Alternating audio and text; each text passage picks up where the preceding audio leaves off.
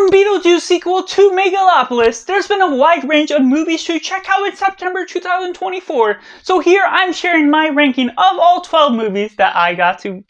watch.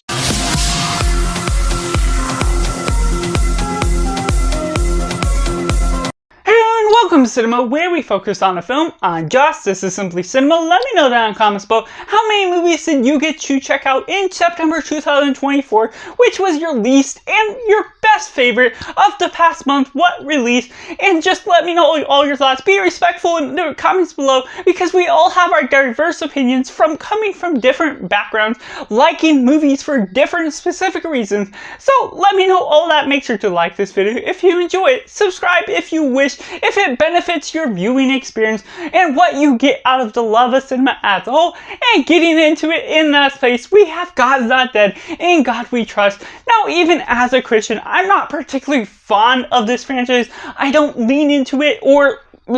films similar to it, and it's not particularly horrible by the general gist of what it's diving into. It has its message, it's portraying what we're doing on a Christian faith, certain things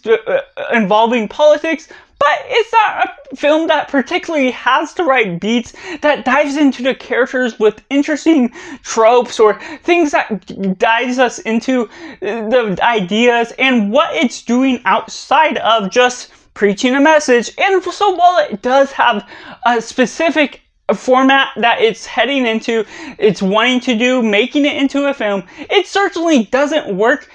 as a film as a whole. And certainly 5 films in, it doesn't feel like it's really needed and only made to be done for the money,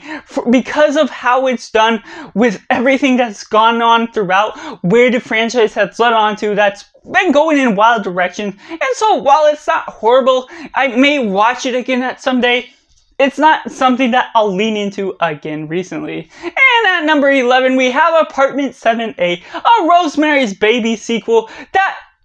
does have its fair share of good moments, certain things that builds it up to be decent in its own respect. But there's certain characters that I'm not particularly compelled into. It's all about this dancer that's leading into this apartment. It's a similar format to Rosemary's Baby, with a couple extra flares that makes it newer, but also older, because it's taking place before Rosemary's Baby that was already in an older age. And so you're going into this great cinematography that's based on this older setup, this older look that pulls the essence and pulls the vibe off of an early film, but it still doesn't necessarily have the sense of intrigue that feels like it's warranted to be made. It didn't necessarily have anything new to say, and well, it was a little bit of a surprise what we got out of it, who the character they're basing off of, at least for me, who hadn't seen the trailer,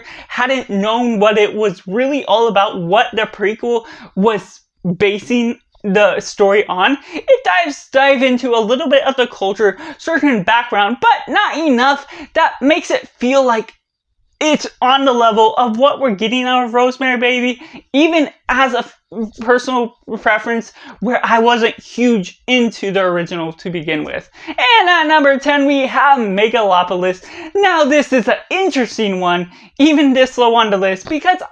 there's so many things I adore what it does about the cinematography, the work, and the craftsmanship to Francis Ford Coppola this far into his career. It's 40 years in the making for writing to it being made to film, and I highly respect Francis Ford Coppola to be putting this much dedication into the work, and he definitely seems satisfied with all that I've been hearing with what he got out of the project. But there's some things where the story just feels trippied up along the way, certain parts of the dialogue that doesn't always flow to smoothness, and certain characters, certain sequences that you don't necessarily feel like you fully understand where he's coming from with these characters that he may have grown up with as the writer, but us as the audience, the communication feels a little lost, and certainly unhindered by the essence of probably being changed quite a few times over the course of that long of writing over that. And as a writer myself, there's something that is to be said about how you change as a person, and so all the messages feel mixed up, like it's trying to say so many different things, and by the end it sort of feels clear-cut what it's wanting to speak on, but that's not necessarily what it felt like it was establishing from the get-go, and there's a lot of certain things that were mixed up along the way, trying to lead you to believe one direction or another, and while it doesn't feel like it's overly convoluted, there's definitely parts that feel like things were lost in translation to begin with. And at number 9, we have Beetlejuice. Now, I certainly am not super fond of the original, me not necessarily having a connection, and me not being a huge fan of overtly large comedies, what they're diving into, and this has a similar essence to the original. There's a couple of flares that make it more unique, more fun than what we got at original, but at the same time, there's some parts of the story that just don't quite click quite as well, because there's multiple different subplots, subplots where you take this one scene with the detective and you don't see it again for 45 minutes of the runtime. And so there's certain things that it feels like they were trying to stuff in a little bit too much. That doesn't make the subplots on their own particularly bad, but it does feel lost within the way they're going about with the story. Things they wanted to cover a little bit too much that added something that was distinct to the flavor, but as an overall package to the film, things get overstuffed by the way it's tackling. While it has a great cast, it was fun to explore this nature once again, and I still would revisit this because of the fun nature that it has to carry. It just doesn't feel like it warrants what all it was doing by adding in a little bit too much to its package. And at number 8, we have Transformers 1, a great animated movie that is one of the better ones of the Transformers franchise, but that's not saying too much as I'm not a huge fan of the Transformers franchise. Now, I still find it to be a good film, what you're getting out of it as a whole, but there's certain parts where the narrative beats are very familiar to things we've seen before. It's similar to something that you might get out of Dungeons & Dragons, what you're getting out of that film, that you may like it if you love that film, but this I rated about the same score, a 3.5 out of 5, that really has its own warrants to be made, and it certainly could deserve a sequel based on what we're doing. We're finally getting Cybertron and centralizing the focus on that and getting an uprising as you figure out all these behind the scenes details of villains that are working on within the government, governmental power control, that makes it a compelling and interesting narrative by its own merits. But it's something that I feel like I've seen many times before just by the own beats that it goes on with its britches. But getting into the final act, I enjoyed it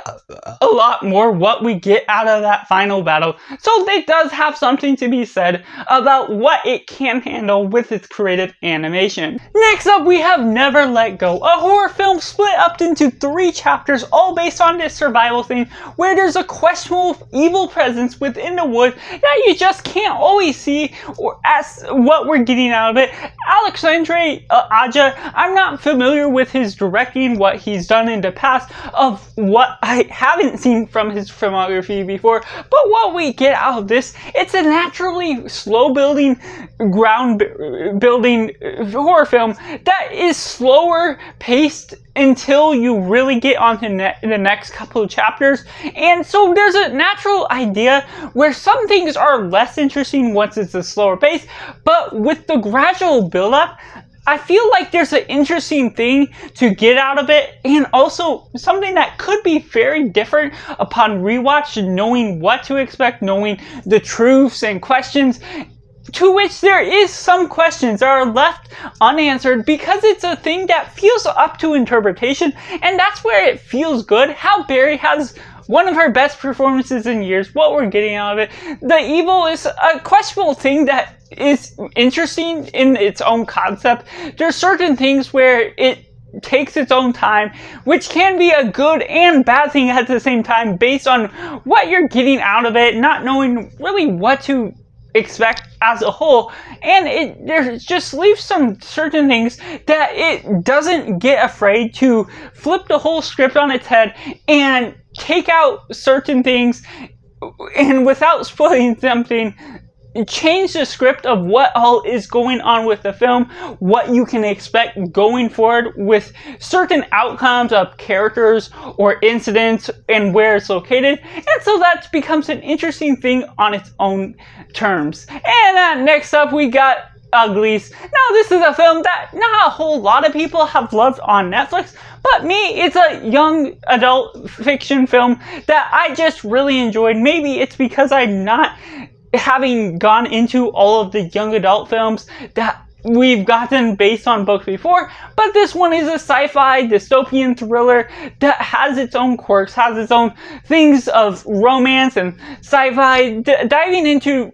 what we get out of all of these interesting ideas where there's this society that it feels like they're not able to fully be themselves until they turn 16, to which they can become a pretty and live off this life that has its undertones of governmental control and this outlanding side where they're a rebellion against that because they just live lives on their own, don't have the cultural expectations of what it means to be pretty, and not feeling down on yourself. And so there's interesting undertones with its thematic elements, and the way it explores that just, for me, is compelling and builds upon its character in an interesting way. It's not necessarily the most complex or daring with what it ends up doing with the genre by the end of the day, but it still has something that entertained me, kept me captivated, and was rather surprised by all the ideas that it pulled out of its socket. And at number 5 we have Killer's Game. Now this was a Dave Bautista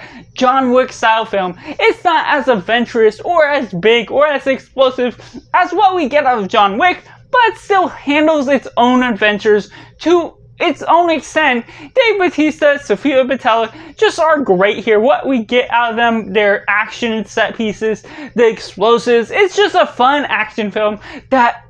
is just there to be had. J.J. Perry is a great director for what we get out of this, having multiple different locations to keep you compelled by the scenery, certain things that go about. The writing may not always be the smartest or the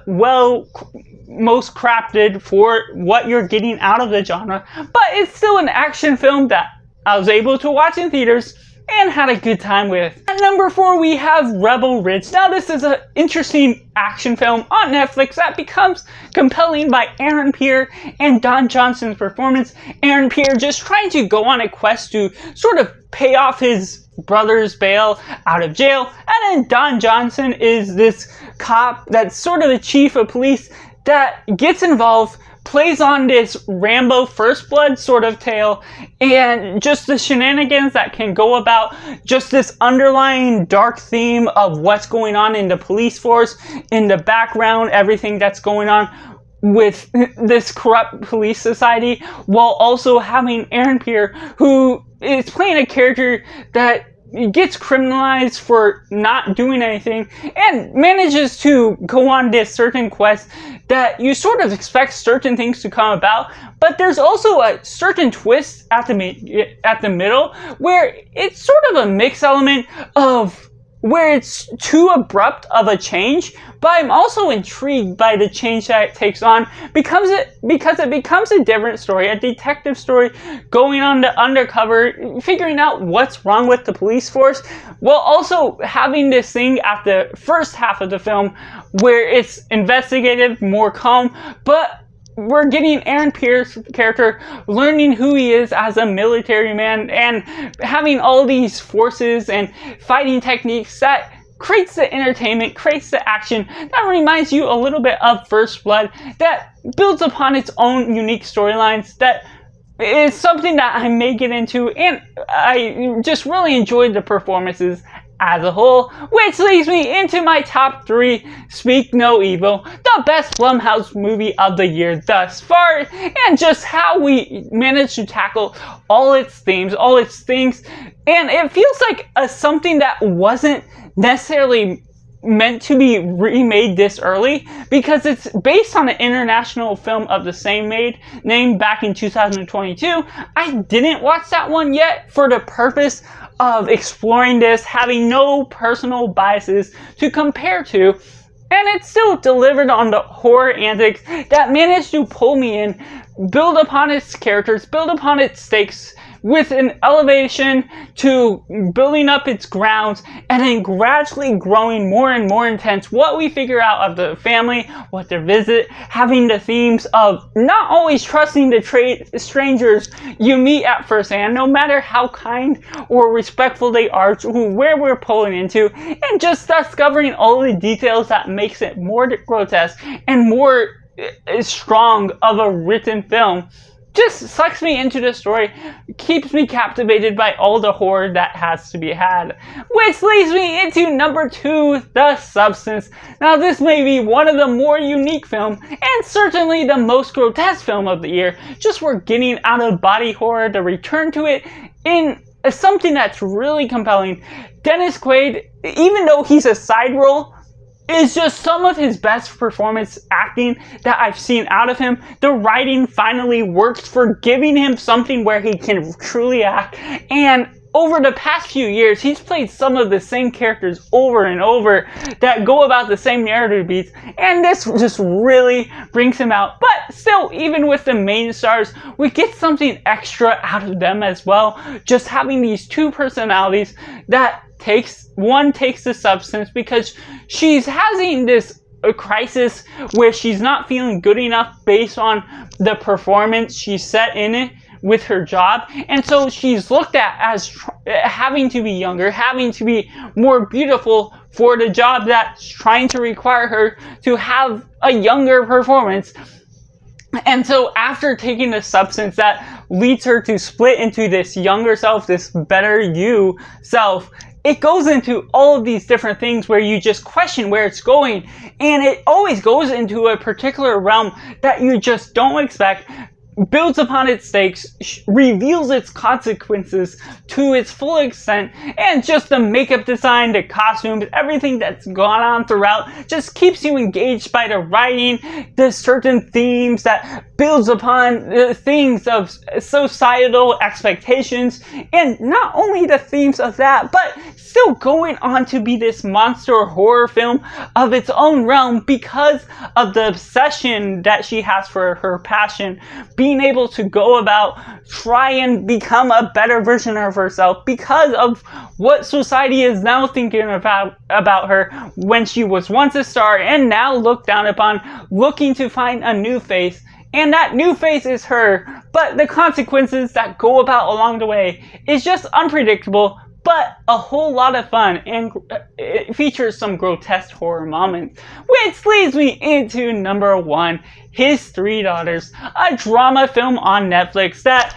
I'm just personally a huge fan of Azazel Jacobs' work, what we get out of A French Exit, what we get out of The Lovers, and sucking it into this one as well. Just about these 3 daughters that are taking care of their father, who is on his last days. And so what we're getting, all the complications, these 3 daughters that they thought they know each other, they had a life growing up together, but also have the age group split of who they grew up with, how much they knew about each other, and having not met for a while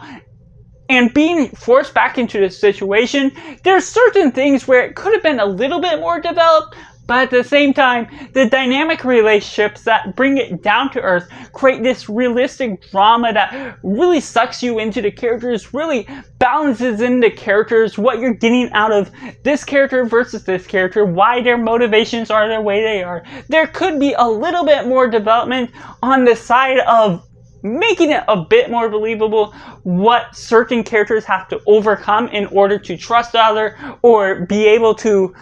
be acquainted with the other once again. It still builds upon the emotions, the dynamic between all the few characters that it has to be held, and the last sequence with the father, what we get out of his moment,